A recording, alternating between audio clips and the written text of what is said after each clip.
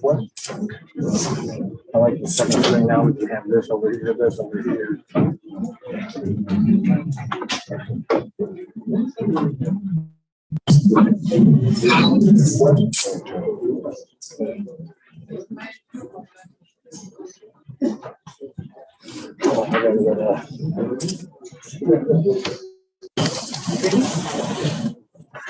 Good evening, everyone. Good evening, everyone. Good evening. Thank you for your patience. It is now 7:07, and I would like to call our open session meeting to order. Jay, would you do a roll call vote? Yes. We have Ms. Lane online, Ms. Lane. Ms. Dowles. Here. Ms. Morreal. Here. Dr. Coleman. Here. Ms. Martin. Present. I will now call for approval of the agenda. A motion for the agenda. So move. You have a second? Second. All in favor? Aye. Thank you. We will now go to item 3 on our agenda, which is Riverview Excellence. We do not have Riverview Excellence report. Thank you.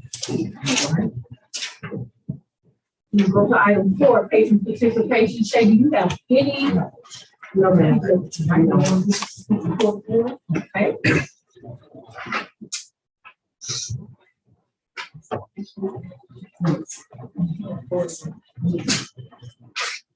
Are there any board announcements? At this time, we will ask our student representative to come forward.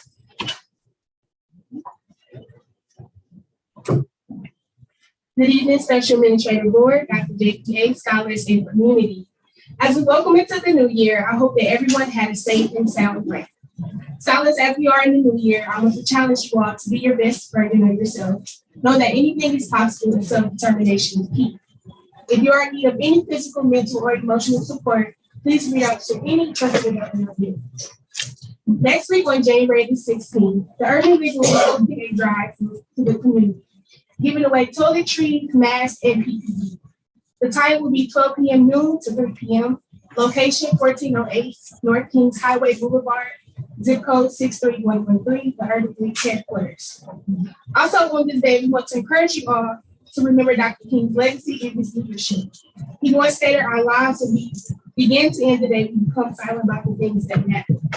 It's close fit with me because we all have to become a catalyst for the necessities that matter. Our students, our teachers, our parents, and our community. We are the new view. We are need for you to all contribute to our growth within our district, and most importantly, this is my report. Thank you. Thank you. I don't know how to follow that.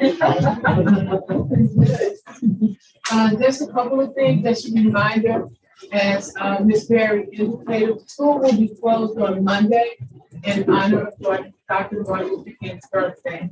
Some other upcoming events on Thursday, January the 19th, Central Services at Peter Club instead of Central Office. We will host a candidate training. We currently have 3 individuals who will be joining our school board.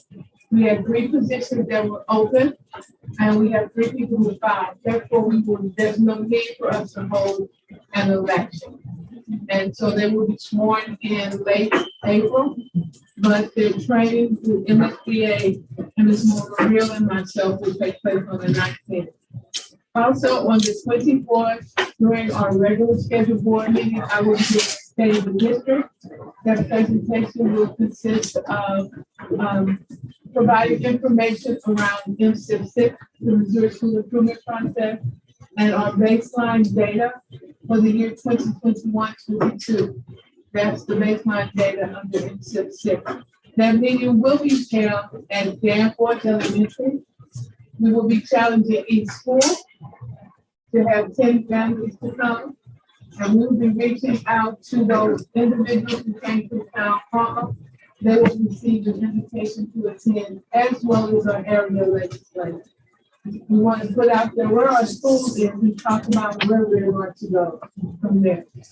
Also, on February the 9th, because we are a provisionally accredited school district, as you know, the Missouri Department of Elementary and Secondary Ed charges that division school districts have public hearings so that they can hear from the community the strengths and concerns in the area of growth for the district. And so our next meeting is February the 9th. That is open to the public. We're putting up signage once we get the information from the State Department, and that meeting will be held at Moline Elementary School. Also, I want to add that today during closed session, so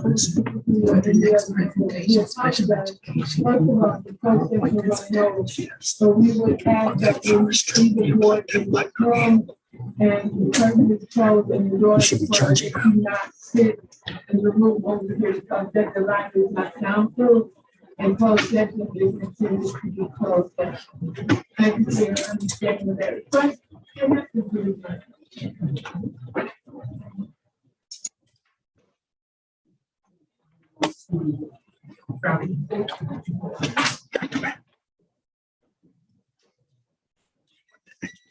Special education program. There's 2 videos. Making this report and this report to the door. Executive Director continues to improve in Title IX students and currently still serving as the Chief Professional Development Coordinator. Thank you very much. Happy New Year to you. Tonight I am presenting a travel report. My apologies to the Special Administrative Board as you are receiving the December report late. Unfortunately, I was ill during the month of December, and therefore you are receiving that report late. So that information is presented for you, and I'll take any questions that you may have. The month of January, this report is presented and as required by the Special Administrative Board. You have information listed based upon the requester, the position of the requester, the building, the event, start date of the event, location, estimate costs, and funding source. I've also provided you abbreviated lists of the acronyms and spell those acronyms out for you. So I'll take any questions that you may have at this time.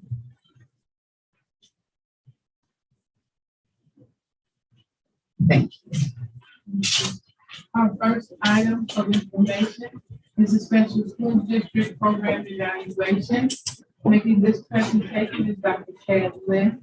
This is in compliance with C6 Goal Collaborative Coaching, which falls under Dr. Michael Patton and Student Support Services. And also in regards to policy IGDA. Item is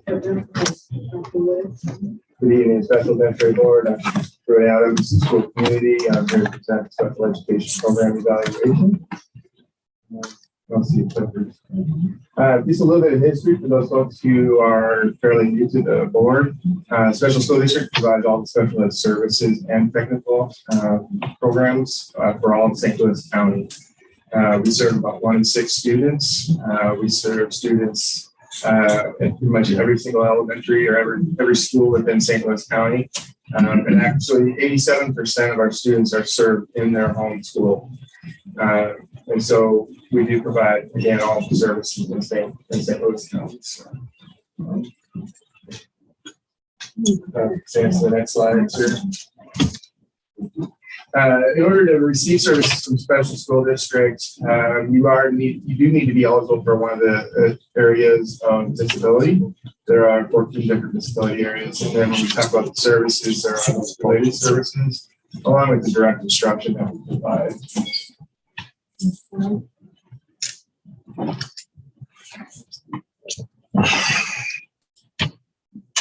Just a few changes from last year. One of the things that we did change is there's now a new certification for registered behavioral technicians.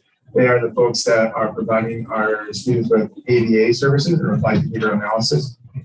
Those services are typically for students with autism, and so that's a different certification. You can see our demographics. There's not a whole lot of change there. I have the information there by gender and then also by the placement of how much time they spend in gen ed. This is just raw numbers of our enrollment over the last 3 years, and then the second graph is the percentage of that. You can see that right now, as of December 1st, we are right around 14% of students in Riverview Gardens receiving special ed services. So this is individualized breakdown of the percentage of students in each category or disability area, so you can get an idea of what our distribution is.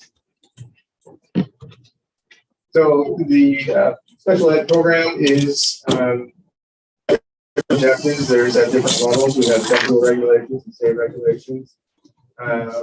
Basically, with the federal, we need to make sure that we're meeting the requirements of IDEA. At the state level, we're working towards making sure that we meet the established targets for the state performance plan. And then locally, we are working, this most recent year, we had 2 specific goals on the area of math and reading. They're very wordy, but basically we're looking at how much growth those students made, and we're comparing it to the county average. So this is just a breakdown of what the federal determination looks like. And again, this year we did meet the annual determination. So we met that criteria. And then for the state performance, there are a few different areas we look at. One is the academic performance of our students.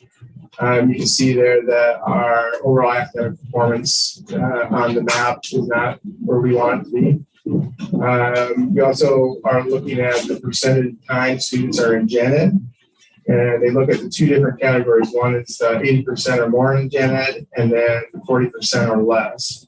And so we want to see, of course, the 80% or more increase, and we want to see the 40% or less decrease. We did see a decrease in that this last year, but we are still a distance away from our goal. And another area that we struggle with is the number or percentage of students that actually go into higher education that have IEPs. We do rocket when it comes to actually going out and continuing working and being employed. But we would like to see, based on the state targets, and have that a little bit higher, the state's higher education.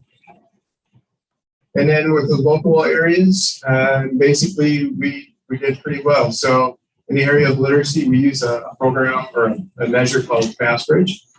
And the county improved by 2.14 percentage points, where our students with IEPs who had reading goals, they improved by 11.9 percentage points.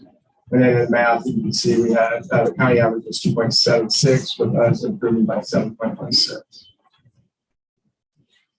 So going into this year and moving forward, our focus has been on our high leverage practices in special education. We have 2 instructional coaches that are assigned just to Riverview Gardens that support our teachers in Academy 1 and 2, which is our newer teachers, and then also our experienced teachers in providing coaching. We're also focused on our critical 6 classroom universals. We're going to continue to use our research-based programs. We started this year with a program called Number World, and with some preliminary data, we're showing that our math data is actually starting to look pretty positive. So I'm happy to see that.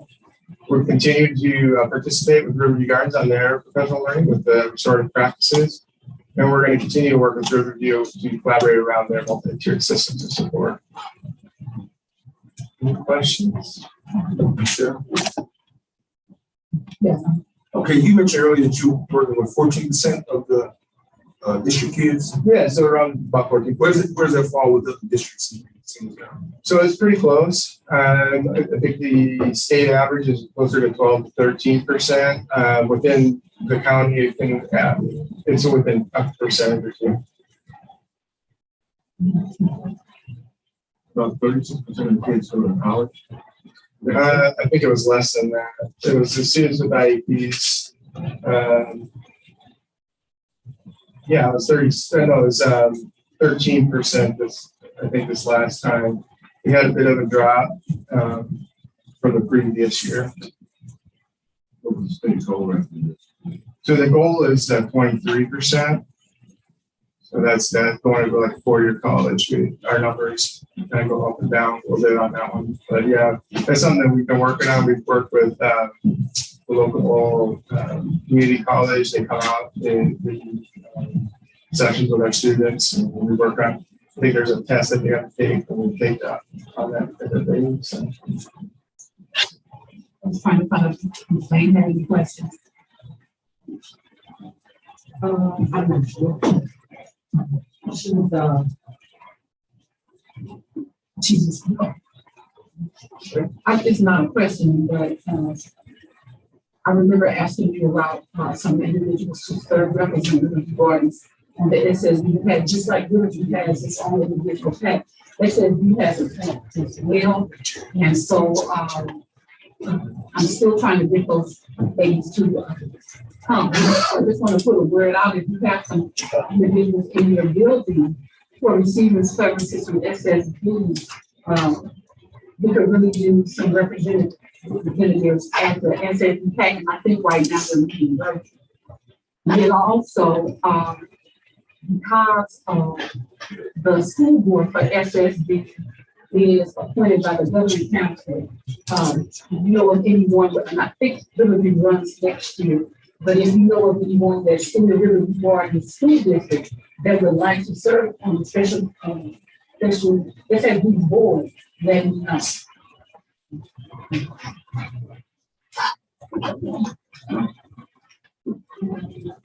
No. Oh, I'm sorry. Oh, for me, When you're speaking. oh, for me, let me get up in the mic. Okay. Our next item, the first item for discussion, is the Destiny Management Library Renewal. This complies to CSIP Goal 1 and Policy IIAC. At the conclusion, it's recommended that the board at the next board meeting approve the renewal, make some presentation. Thank you. Good evening, Special Administrative Board, Dr. JPA, colleagues, and the community. Tonight, I am offering up for discussion renewal of Destiny Manager. Destiny Manager is the operating system that our librarians use to keep inventory. Two other functions include Title Peak. Title Peak, it allows our librarians and our students to receive a short summary of a particular book. It may be notes from and or about the author. One of the other functions of Destiny Manager, also it houses our book rooms, which are located in our elementary schools. And so it allows inventory to be kept for those as well. The budget impact is not to exceed $24,084.48. This is a shared budget impact with the technology department. Are there any questions? Next item, renewal of World Book Online.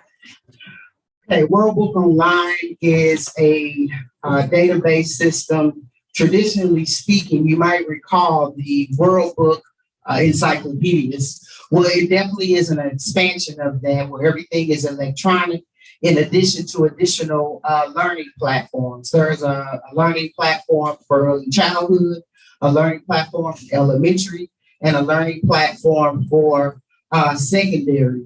In these learning platforms, it provides our students with other opportunities to learn informational text, and the students are given opportunities in the case of early childhood and elementary, learning letter sounds. At the secondary level, the students are provided with graphic organizers and learn how to use timelines. So it gives you more than just the traditional World Book Encyclopedia that we had in print back in the day. The budget impact is $4,588. Are there any questions? This can be accessed by students at their home or 24 hours at our good seats. Yes, the platform can be accessed in the district, and the students can access it at home.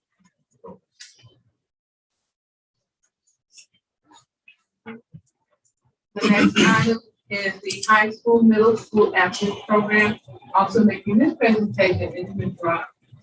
Thank you. The last item I'm offering up for discussion are two MOUs presented to us in partnership with UMSL. UMSL goes to both our middle and our high school and provides a program on abstinence. In addition, our students learn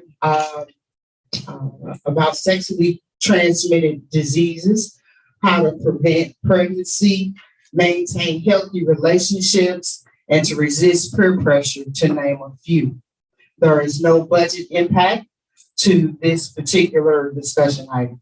Are there any questions? What students participate in this program? Oh, thank you for mentioning that. So the students and the parents do have an opportunity to opt out of the service. It is ran through our health classes at the secondary level.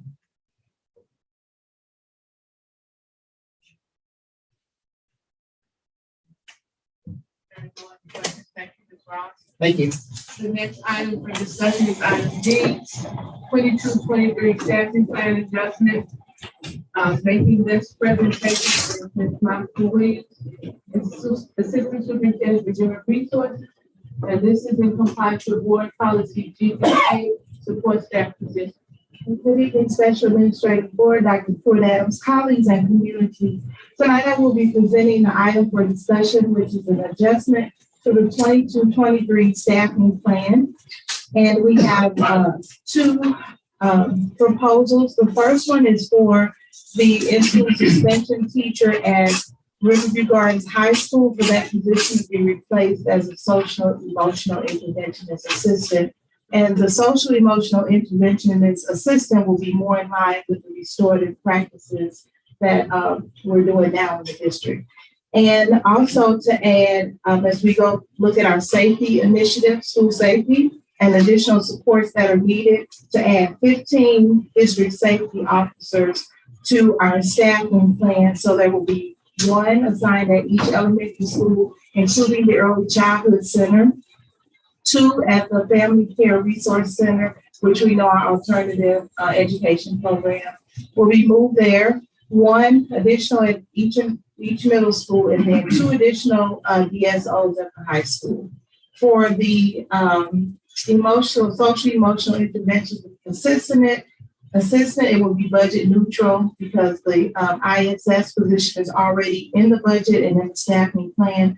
However, for the 15 additional district safety officers, it will cost approximately $498,345, and that will come from our general operating budget. Any questions?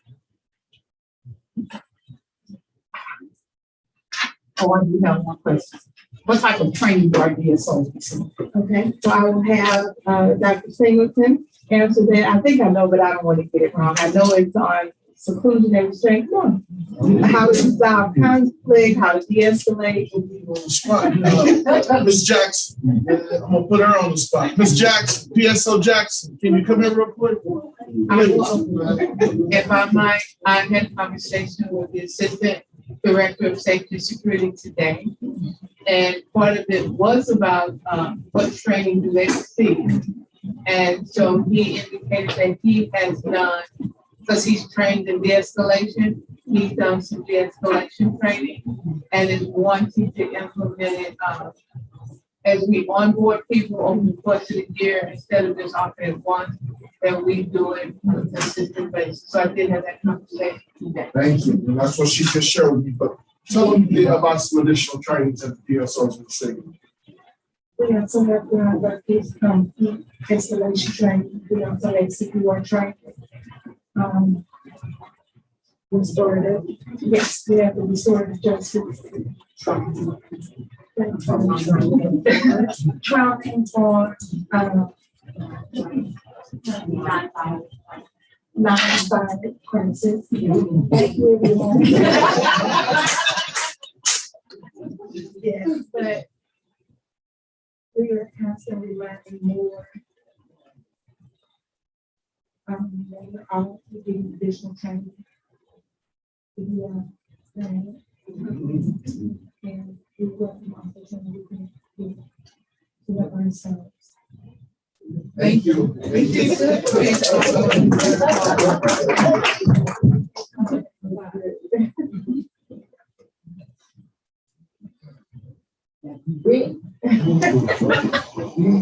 Thank you.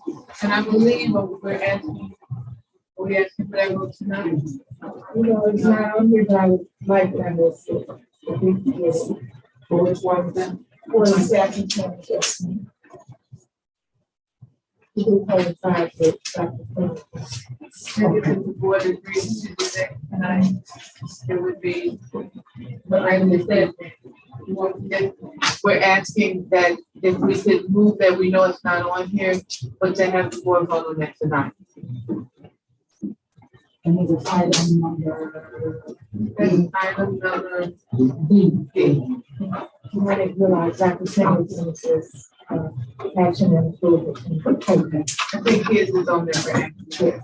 This on that for only discussion, not talk.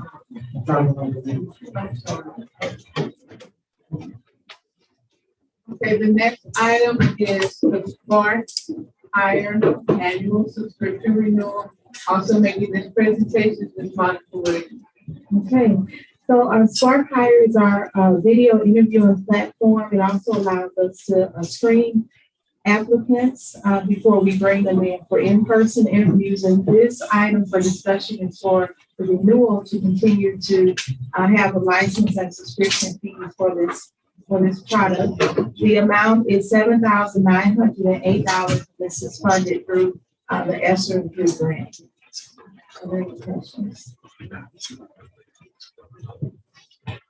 Okay.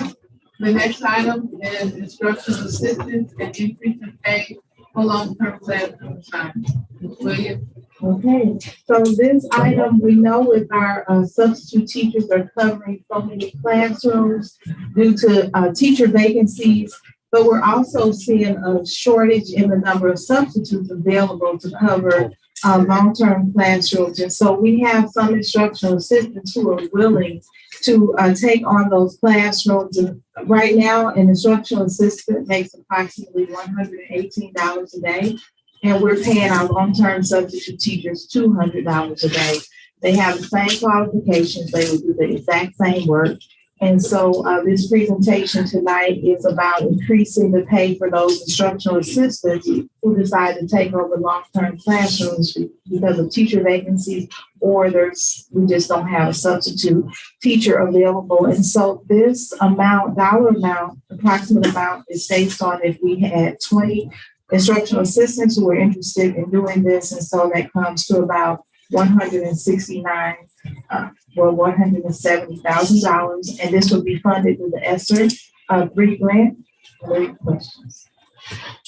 How does that compare with other districts with respect to their treatment of instructional assistants and their pay rate?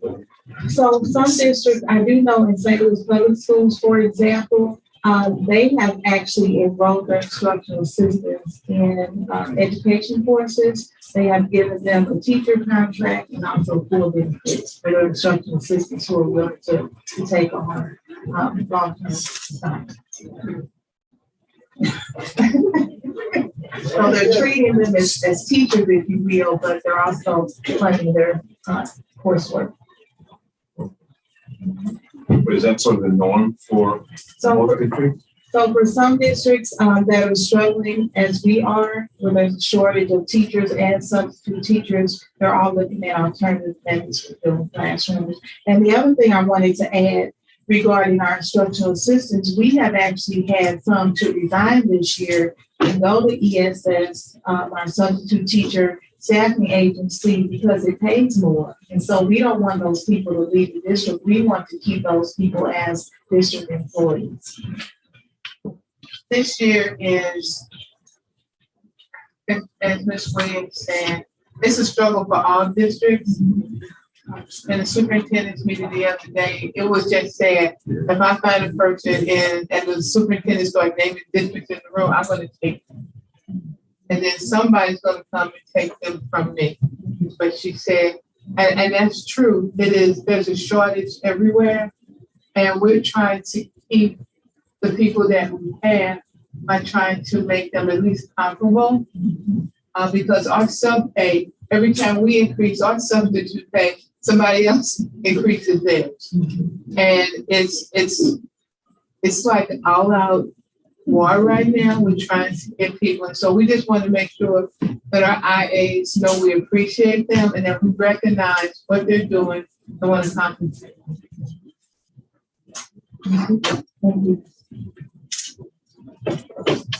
And that is up for voting.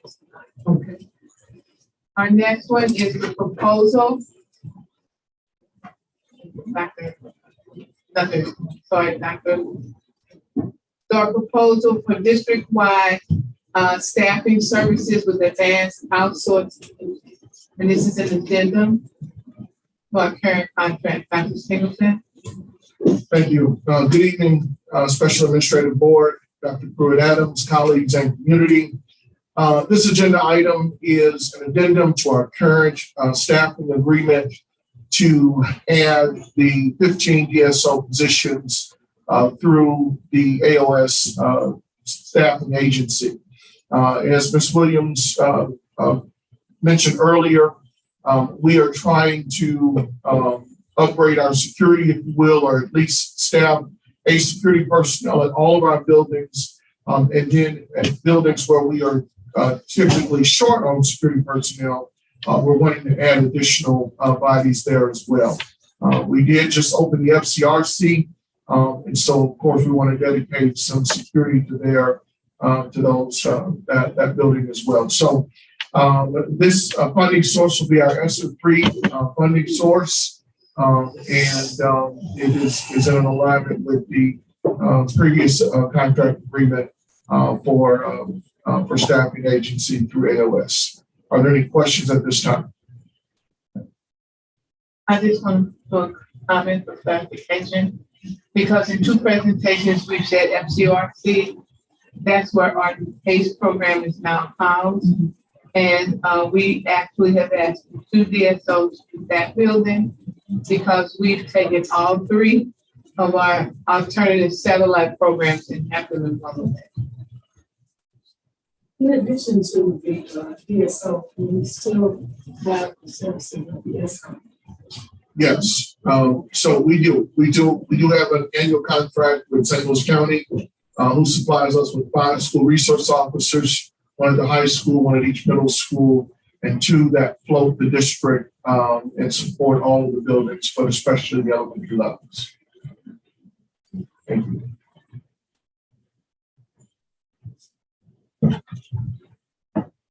The next item is the summary of fund balance report for the month ending November 30th. No problem, Dr. Pruitt-Adams. I'm sleepy too. No, I was thinking about this morning, and I said, oh, that's in December. That's for the next one. Yes, exactly. So our summary of fund balance report for November 30th is presented again. This is a 5-month summary of where we are in this fiscal year. So if you'll go to the next page, that's really the highlight of the report.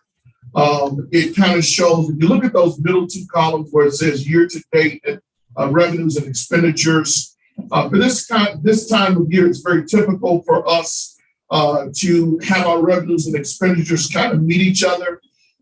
Typically throughout the year, you've seen us take in more revenues than expenditures. And so that's typically due to the fact that we're getting state aid on a consistent basis. And so now it's time for us to start receiving our tax revenue. So most of us have paid, or hopefully most of us have paid our homeowner, our real estate taxes and personal property taxes as well. And so we're typically in December, in the January timeframe is when we will start to see those influx of revenues coming into the school district. But as you can see, we're kind of running neck to neck right now with revenues and expenditures within the current fiscal year. The next page just really summarizes the grants, expenditures as we always do. And so these are our title grants. These are federal grants. These are our ESSER grants with their corresponding budgets and encumbrances and available budgets that's left. So we still got quite a bit of money. Keep in mind ESSER funds. We still got about 2 years worth of ESSER monies left. And so we are making sure that we spend down those monies accordingly. The next page deals with the grant receipts. So those are the revenues for each as well. And as you can see, we've received some monies, and then we still have quite a bit of monies to receive as well. We're on a reimbursement basis with all of our grants, so we do spend monies in advance, and we file reports to get those monies back on a reimbursement basis. The very next page deals with the revenues, and it breaks it down by categories, by funding source. So you've got your general fund revenues, you've got your teachers fund revenues, you've got your debt service and capital project funds, and then your food service revenues. And you can see the budget at the bottom and the summary of how those monies work in tandem with each other as well. The next page deals with the expenditures portion of this as well, same concept. You look at your general fund expenditures and our teachers fund. We know that those two funds are overwhelmingly where we spend the bulk of our monies in our school district. So salaries, benefits, always the biggest expenditure in any school district. So we see what our expenditures are looking like for the first 5 months of this fiscal year at the bottom of page 5 as well. The last 2 pages deals with our revenues and expenditures over this time frame, year to year. So right now we're looking at the first 5 months of this fiscal year, but we also compare to where we were the first 5 months of the previous fiscal year and so forth. And if we see, we compare to 2020 to where we are now in terms of our general fund, we're up about $3 million more. And that's mainly due to ESSER monies that we didn't have in the 2020 school year. Also, the teachers fund, you can also see the same concept applies where we're up a couple $1 million, maybe $1.5 million. And again, a lot of that is due to the increase in federal revenues that we've received in our school district. And the last page, the expenditures, same thing here. Where were we? Where were we spending the first 5 months of 2020? $10 million. 2021, same concept, maybe $10.5 million. And now we're at about $13.2 million. And so, again, we are spending money in the school district. A lot of those expenditures, again, salary and benefits. We're very grateful that the board is working towards getting us to where we need to be competitively. And so, again, the teachers fund has the same type of scenario where we've seen an increase year over year of spending money out of those funds. That concludes my report. Are there any questions from me at this time? Thank you. Thank you. The next item I, is the program evaluation, new teacher induction, and mentoring program. Making this presentation is Ms. Barbara Sharp. This is compliance with policy GCL and GCL-AP, which is the procedure. Ms. Sharp. Thank you again, and good evening, Special Administrative Board colleagues, students, and stakeholders, certainly to the Superintendent Pruitt Adams. Tonight, I am presenting for discussion the new teacher mentoring and induction program. This is a requirement by the state of Missouri. I listed for you on the first page, you have information which basically looks at the program goals itself. I want to point out that in terms of this program, it is the induction itself serves as an umbrella, if you will. All of the other components in terms of new teacher orientation, mentoring, beginning teacher support, all are components of professional development and are part of the process used to support teachers. On the second page, you have the goal for the program. I also have listed, based upon the CSEP goal, I've also listed some primary strategy, obviously to provide support to first and second year teachers, but also listed some specific objectives that we utilize during the school year. The procedures in terms of evaluating data, in many cases, it serves as surveys, having self-assessments and end-of-year responses. But probably the most prevalent of the work that is done comes in having the one-on-one conversations with new teachers and with mentors. I listed for you on page 3, I provided you with procedures used to engage in the evaluation. Successes of the program are listed. One items that I really want to highlight is the decision to work with instructional coaches. And so any new instructional coaches that came into the district last year, we spent time engaging in professional development and providing mentoring support, pairing them up with seasoned instructional coaches in the district so that they were successful in their work as well. Recommended changes for the mentoring program. They're listed for you, but I do want to point out that we worked on, and that was a goal for this year, providing ongoing training, making sure that the PDC, Professional Development Committee members, had professional training in terms of understanding the guidelines, what's required from us from DESE. But also we wanted to make sure that we had some additional support with our new teachers coming in with the concurrent teaching, helping them to be able to provide supports with instruction, with technology. And then changes that are made, items are listed for you, but I do want to highlight, again, we continue to work with the Beginning Teacher Assistance Program. There were changes last year with the state of Missouri.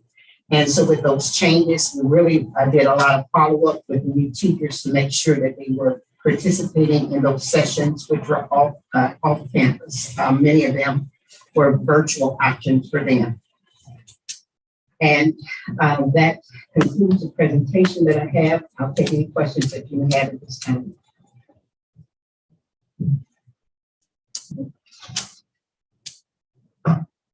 That concludes our items for discussion. We'll now move to approval of the consent agenda. May I have a motion to approve the consent agenda? So moved. Second? Second. All in favor? Board members, you did hear it mentioned that as far as items for action were concerned, that item, I'm going to say item D, which was the 22-23, and so, oh, thank you, okay. Item D, which was the 22-23 staffing plan adjustment. Item F was already listed for items for action within item G, proposal for district-wide temporary staffing services with Advanced Outsourced Solutions Incorporated. I don't know if I necessarily need to ask for approval to add those two added, but I would like to get a consensus that it's okay to add those two. Everybody in favor of that? Aye. Thank you. So we go with we go with the first one that's listed, which was F on the original plan of discussion. May I have a motion to approve that, which is the instructional assistance? So moved. May I have a second? Second. All in favor? Aye. Okay. May I have for item D, which is the 2022 staffing plan adjustment? So moved. Second? Second. All in favor? Aye. And then with G, proposal for the district-wide temporary staffing services. May I have a motion? So moved. May I have a second? All in favor? Aye. With that being said, the last item of business for today is to request an adjournment. Oh, Excuse me, may I say something, please? I just want to say on behalf of our scholars, our staff, and our administrators, thank you.